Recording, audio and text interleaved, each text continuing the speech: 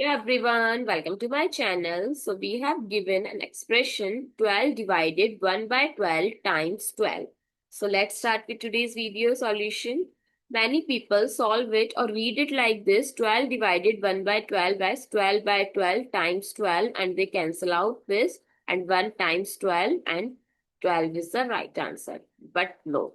This is a wrong assumption. If they given 12 times 1 by 12, then you solve it 12 by 12. But they given 12 divided 1 by 12.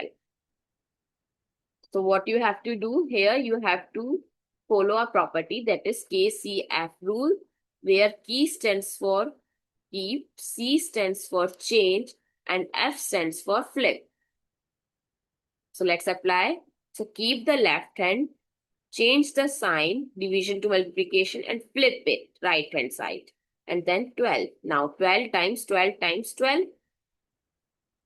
12 times 12 is 144.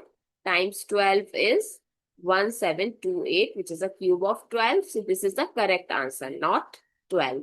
I hope each and every step is clear and you learn something new. If you find it useful, so don't forget to share your feedback through like, share, comment, and subscribe to my channel. Thanks for watching. See you in the next video.